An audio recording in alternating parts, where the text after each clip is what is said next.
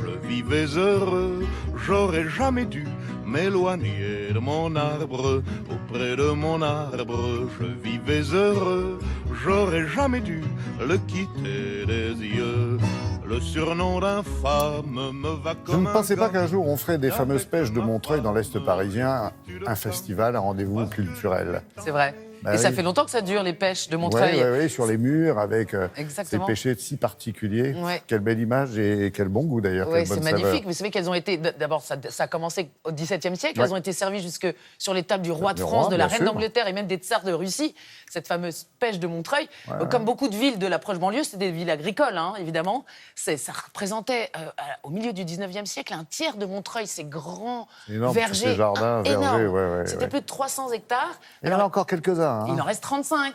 Et est-ce que un ce dixième. rendez-vous d'artistes a autant de saveurs? Ah oui. Bon. Ah oui, monsieur. Non, mais ce qui est surtout chouette, c'est de voir à quel point la vie associative peut continuer de faire vivre un patrimoine comme celui-là. Évidemment, c'est menacé. On est à 3 km de Paris, 35 hectares de verdure. Évidemment que la gourmandise immobilière guette, mais il y a il y a vraiment un collectif d'une vingtaine d'associations qui se bagarrent et qui surtout font vivre ce lieu. Ils proposent plein d'événements, plein de concerts, plein de choses. Et en ce moment, donc, un festival de land art.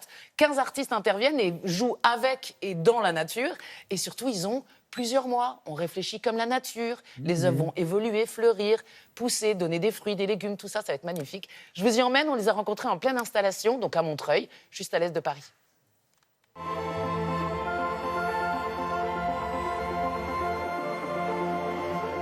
Le land art, c'est une intervention artistique, intervention plastique.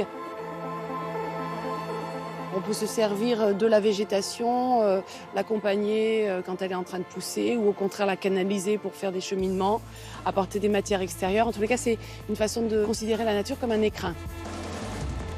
Je creuse en générant comme l'entrée dans des galeries pour qu'il y ait une circulation possible. Alors une circulation par la lumière, hein, mais ça pourrait être un fluide aussi, quelque chose comme ça. Il y a des gens qui se disent mais quel animal a pu faire ces trous-là?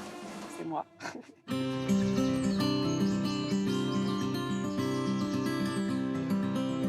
Je fabrique des insectes en fil de fer parce que je travaille sur la biodiversité et la sensibilisation à sa protection.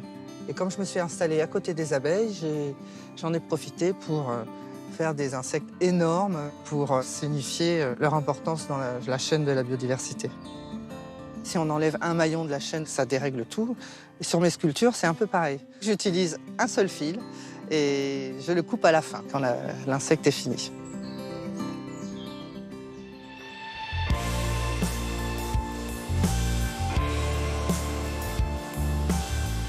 Alors, tous ces objets-là que vous voyez ici, ils étaient collectés ici, dans ce site. Et moi, j'ai voulu surtout sensibiliser les spectateurs sur l'empreinte écologique, les problématiques, ce que nous, on laisse ici, partout. Je mets la peinture. Voilà, comme ça. J'appuie, hop. Et on a notre empreinte.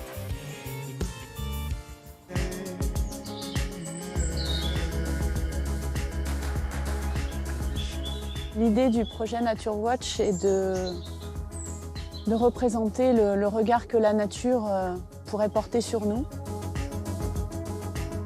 Ce sont des disques de céramique que j'ai cuits en cuisson raku. Donc c'est du grès cuit à basse température, assez rapidement. Et on sort les pièces quand elles sont encore incandescentes et on provoque un enfumage. La fumée s'immisce dans les craquelures et ça fait ressortir les craquelures. Et toutes les parties qui sont noires sont les parties qui ne sont pas émaillées et qui sont du coup noircies par l'enfumage. Voilà l'idée de relier ces disques, de relier ces regards dans un esprit d'unité, de collaboration, de ce que devrait être le monde, je dirais, et de ce que fait la nature, en fait, une collaboration entre les êtres vivants pour que tout ça fonctionne.